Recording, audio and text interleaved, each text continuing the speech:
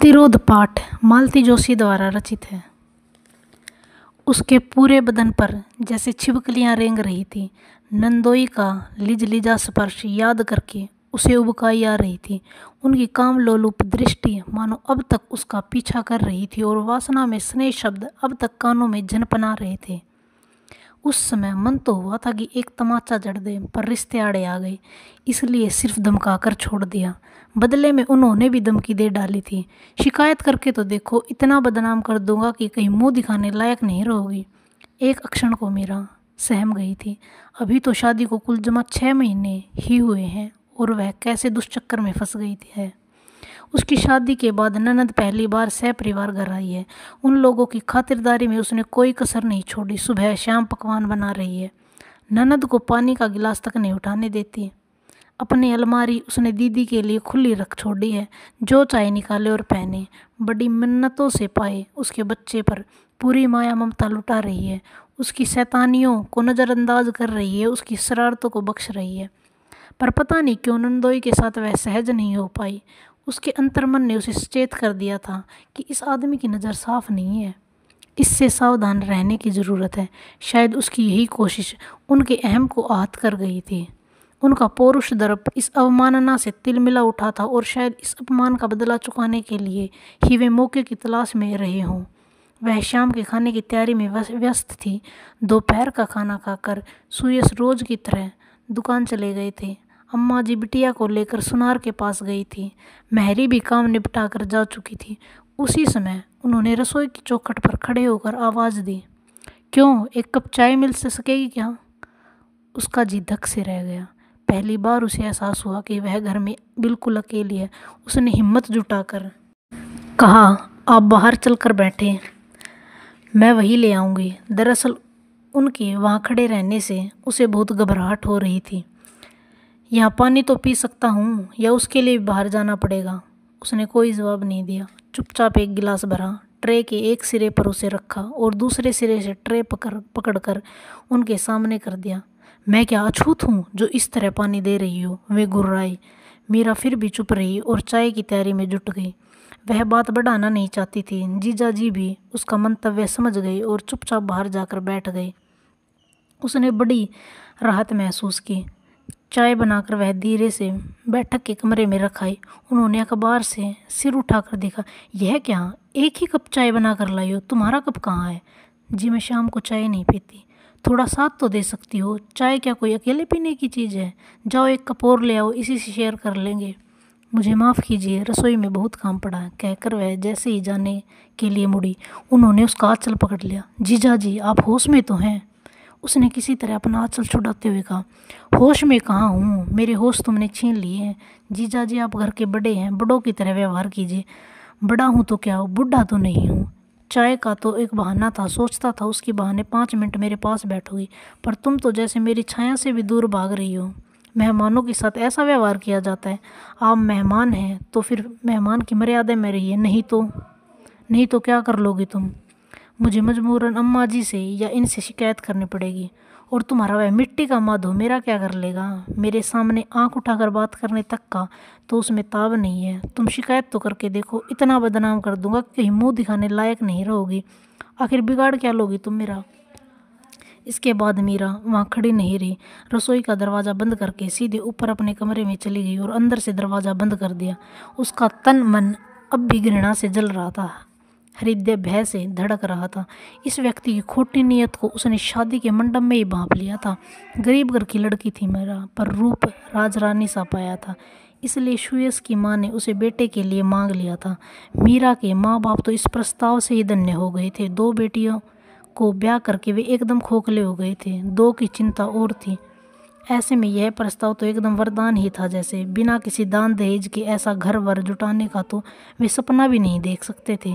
शादी के मंडप में ही जीजा जी को पहली बार देखा था। मजाक के नाम पर बड़ी भद्दी फब्तियाँ कस रहे थे और सब लोग हो करके हंस रहे थे। कभी कहते, भैया यह तो लंगूर के हाथ में अंगूर आ गया समझो। कभी कहते, इसी को तो कहते हैं छछूंदर के सर में चमेली का तेल। दीदी से बोले, यह भी हमारी तरह मावस पुनों की जोड़ी है, बस भूमिकाएं कुछ बदल गई हैं। दीदी बेचारी कट कर रह गई थी। घर आते ही अम्मा जी से बोले, अम्मा यह काम आपने बहुत अच्छा किया, आपकी आने वाली नस्लें सुधर जाएंगी। मीरा ने देखा था कि जीजाजी की हर टिप्पणी पर सुयश का चेहरा बुझ जाता था। पहले तो उसे हैरानी हुई थी कि कोई भी इस व्यक्ति को छुड़कता क्यों नहीं है, क्यों सब लोग इसे बेजा हरकतें बर्दाश्त किए जा रहे हैं। बाद में पता चला कि वे इस घर के दामाद हैं, इनकी हर बात जायज़ है। तभी से इस व्यक्ति के प्रति मन में एक वितृष्णा, एक जुगुप्सा का भाव उपजा था। अब तो उसके साथ भय और क्रोध भी जुड़ गया था। उनके सामने जाने की इच्छा नहीं हो रही थी। करीब 7 बजे माँ बेटी बाजार से लौटी। अपनी आंखों से उन्हें रिक्शे से उतरते हुए देखने के बाद ही वह कमरे से बाहर आई। उन लोगों के आते ही जीजाजी बाहर चले गए। जाते हुए कहते गए कि खाने पर इंतज़ार मत करना, किसी दोस्त के साथ कार्यक्रम है। मीरा ने राहत की सांस ली। उसने फटाफट खाना बनाया, सास नंद को खिलाया और कमरे में आकर लेट गई। पति की प्रतीक्षा रोज ही करती थी, पर आज दरवाज़ा खुला रखने का साहस नहीं हुआ उसे। किताब पढ़ते पढ़ते कब आंख लग गई पता ही नहीं चला। सुयश ने शायद 2-4 बार दरवाज़ा खटखटाया होगा, क्योंकि जब उसने दरवाज़ा खोला तो उनका मुंह काफ़ी उखड़ा हुआ था। किसके ख्यालों में खो गई थी कि मैं इतनी देर से दरवाज़ा पीटता रहा और तुमने सुना ही नहीं दिया? उन्होंने तलख स्वर में पूछा। सॉरी, पढ़ते पढ़ते पता नहीं चला कैसे आग लग गई। आंख लगाने का शौक इन दिनों ज़रा ज़्यादा चढ़ा हुआ है। ये क्या कह रहे हैं आप? सुयश ने कोई जवाब नहीं दिया। गुस्सा चेहरे पर हावी रहा। जूते पहने पहने ही वह बिस्तर पर लेट गए। आप फ्रेश होकर आइए, मैं खाना लगा रही हूँ। मैं खाना नहीं खाऊंगा। क्यों? बाहर खाकर आया हूँ। वह कहना चाह रही थी कि खाकर आए हैं तो क्या हुआ, मेरे साथ 2 कोर खा लीजिए, पर उनका मूड देखकर चुप रह गई। पलंग पर उनके सामने बैठकर उसने बात शुरू करने की गरज से कुछ बोलना शुरू ही किया था कि वह चीख कर बोले, लिव मी अलोन, मेरे सामने नौटंकी मत करो। मीरा स्तंभ हो गई। इतना गुनाह आदमी इतनी कड़वी कठोर बातें कैसे कर गया? मीरा जानती है कि सुयश हमेशा एक हीन ग्रंथि से ग्रस्त रहते हैं। वे अपने को मीरा के योग्य नहीं समझते। पता नहीं कैसे उनके मन में यह बात बैठ गई है कि मीरा ने परिस्थितियों से मजबूर होकर इस शादी के लिए हाँ की होगी। यह एहसास उन्हें बेचारा सा बना देता है। वे कभी खुलकर अपनी कोई बात नहीं कहते, किसी तरह की फरमाइश नहीं करते। उसने कभी उनकी ऊंची आवाज़ नहीं सुनी, फिर वे आज अचानक इतने आक्रामक कैसे हो गए? उसका मन एकदम चौकन्ना हो गया था। कहीं यह सब नंदोई की करतूत तो नहीं है? बाहर कहाँ खाया? होटल में? साथ में कौन था? क्या फौजदारी करोगी जो इतने सवाल दाग रही हो? अच्छा जाने दीजिए, एक बात बताइए, आपके जीजाजी आपके लिए पूजनीय हो सकते हैं, पर क्या वह विश्वसनीय भी हैं? सुयश एकदम चौंक कर उठ बैठे। जीजाजी को बीच में क्यों ला रही हो? आप उन्हीं के साथ गए थे ना? सुयश चुप रह गए। उनका मौन ही सही करती था।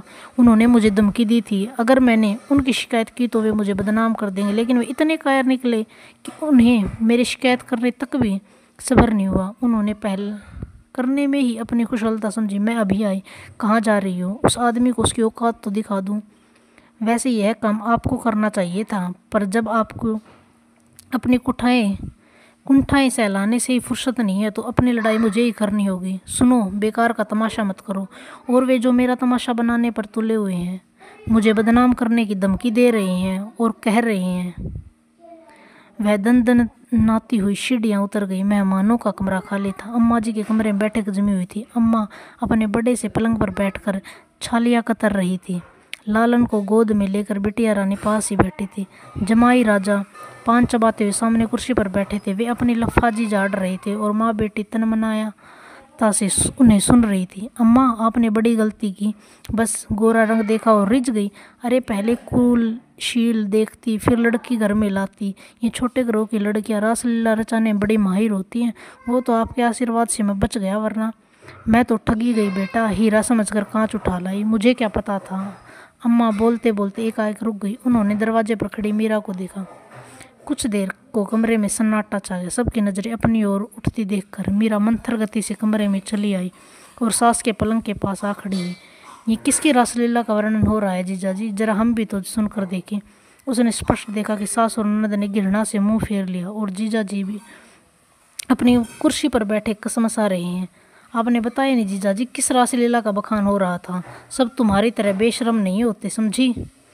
तुम्हें करते लाज नहीं आई? पर वे बेचारे कहते भी झिझक रहे हैं। मीरा ने सांस की टिप्पणी पर कोई ध्यान नहीं दिया। वे एक टक नंदोई की घूर रही थी। आखिरकार जब उसकी दृष्टि का ताप सहा न गया तो वे उठ खड़े हुए। अम्मा, मैं चलता हूँ, जिस तिस के मुंह लगने की मेरी आदत नहीं। ऐसे कैसे चले जाएंगे जीजाजी? उसने लपक कर उनका हाथ पकड़ लिया और ननद की गोद में लेटे बेटे के सिर पर रखकर कहा, अब बोलिए जीजाजी, आप अम्मा जी को जो गाथा सुना रहे थे, क्या वह सच है?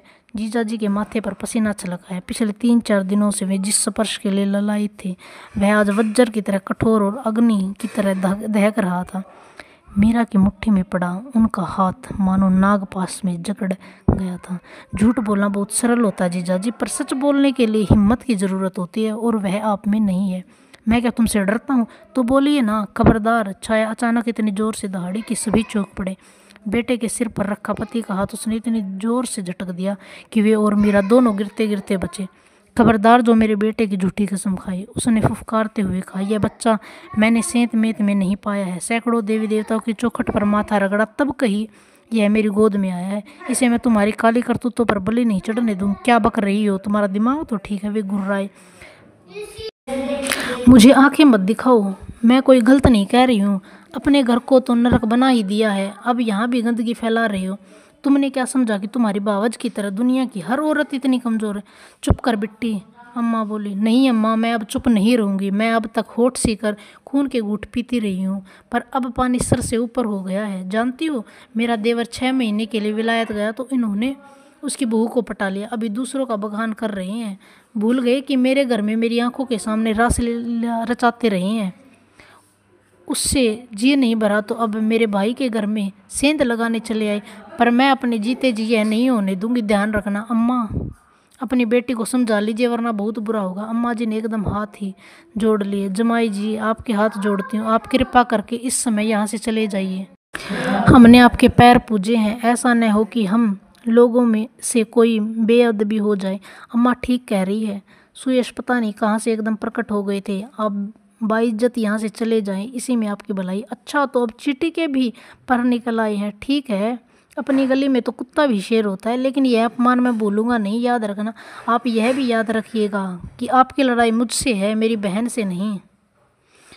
उसकी ओर आपने उंगली भी उठाई तो मुझसे बुरा कोई नहीं होगा। सुयश का आवेश देखकर जीजाजी तो क्या सभी लोग चकित थे। पहली बार उन्होंने जाना कि चंदन भी कभी कभी आग दे सकता है। जीजाजी तो भीतर तक तिल मिला गए थे, पर अपना क्रोध पीने पर उन्हें मजबूर होना पड़ रहा था। वे पैर पटकते हुए दरवाजे तक गए, फिर पीछे मुड़कर दांत पीसते हुए पत्नी से बोले, अब चलोगी भी या और कुछ सुनना बाकी रह गया? मैं अब उस नरक में लौट कर नहीं जाऊंगी। तो क्या यहाँ रहकर भाई भाभी की जूठन पर पलोगी? जूठन पर क्यों? सुयश ने कहा, यह घर उसका भी है, आधे की वह भी हकदार है, यहाँ मालकिन बनकर रहेगी। ठीक है, शौक से रो, पर 4 दिन बाद रोते हुए मेरे पास आएगी तो मैं नहीं रखूँगा, कह देता हूँ।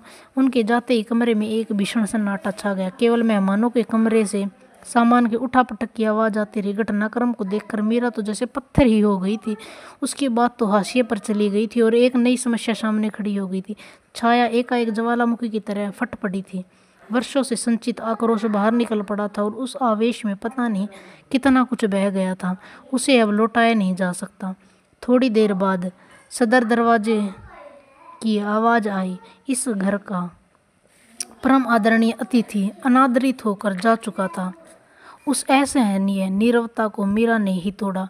ननद के दोनों हाथ हथेली में लेकर बोली, मुझे माफ़ कर देना दीदी, मेरी वजह से इतना बड़ा कांड हो गया, आपका घर छिन गया, पर क्या करूं, इतना बड़ा झूठ मैं बर्दाश्त नहीं कर पाई। उसका अफसोस मत करो मीरा, वह घर मेरा कभी नहीं था। तुम अक्षण भर को एक झूठ बर्दाश्त नहीं कर पाई। मैं तो इतने बड़े झूठ में बरसों से जी रही हूँ। कितनी दिलेर हूँ ना मैं। सचमुच आपकी बहादुरी की तो दाद देनी पड़ेगी। मैं तो हैरान हूँ कि आप इतने दिनों तक यह अनाचार कैसे सहती रही, क्यों सहती रही। औरत को बहुत कुछ सहना पड़ता है मीरा, पर क्यों नहीं दीदी। पति भक्ति का मतलब यह तो नहीं होता कि उसकी जायज़ नाजायज़ सारी बातों को अनदेखा किया जाए। क्या करूं, मुझे हमेशा यही एहसास कचोटता रहा कि मैं उनके लायक नहीं हूं। इसी एहसास ने मुझे कभी खुलकर बोलने नहीं दिया। और यह एहसास आपके भीतर किसने पैदा किया? आपके पति परमेश्वर ने ही ना। आपके रंग रूप को लेकर उन्होंने इतनी तरह से इतनी बार कोचा होगा कि आप कभी भी सिर न उठा सके। मुझे बताइए, क्या रूप ही सब कुछ है? आपके सारे गुण, शिक्षा, दीक्षा, आचार व्यवहार का कोई महत्व नहीं है, कोई मूल्य नहीं है? क्या चेहरे की सुंदरता से चरित्र के अवगुण छुप जाते हैं? छाया क्या कहती है? चुपचाप बच्चे को थपकाती रही। पता नहीं आप में इतना हीन बोध क्यों है। यह सब जीजा जी का ही कृपा प्रसाद है। यह गुस्सा उन्होंने आपके भाई पर भी आजमाया। शादी वाले दिन से बेचारे यही ठाने बैठे कि यह शादी मैंने बेमन से की है। परिस्थितियों ने मुझे मजबूरन किया या मजबूरन हाँ करवाई है।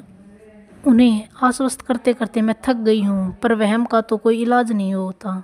पता नहीं कैसे आप उस गलीज माहौल में इतने दिन रह ली, पर मुझ में इतनी हिम्मत नहीं है। मैं ऐसे वातावरण में सांस नहीं ले सकती जहाँ 24 घंटे आप पर संकालू नज़रों का पहरा बैठा हो, जहाँ रोज नए सिरे से अपने आप को साबित करना पड़े। आज के बाद तो मेरा यहाँ रहना एकदम ही असंभव है। अम्मा जी, अपने बेटे से कहिएगा सुबह मुझे मेरे घर छोड़ आएंगे। तुम किस घर की बात कर रही हो बहू? तुम्हारा घर यही है, अम्मा ने दृढ़ता से कहा। तुम इस घर की लक्ष्मी हो, तुम कहीं नहीं जाओगे। जिसे जाना था वह चला गया है। उनके जाने से क्या फ़र्क पड़ता है अम्मा जी? मेरी लड़ाई उनसे नहीं है, तुम्हारी लड़ाई मुझसे है, मुझे पता है, सुयश ने कड़कर कहा। पर रात के 12 बजे उसका शंखनाद करने की ज़रूरत नहीं है। चुपचाप सोने चलो और दूसरों को भी सोने दो। उनके स्वर में आदेश था, पर आंखों में एक आग्रह, एक मौन निमंत्रण था। पति का यह स्वरूप वह पहली बार देख रही थी, पर उसके भीतर एक नई खुशी ने जन्म लिया था और सुयश का यह रूप उसे आनंदित करने लगा था। विस्मय विमुग्ध सी वह चुपचाप सीढ़ियाँ चढ़ने लगी।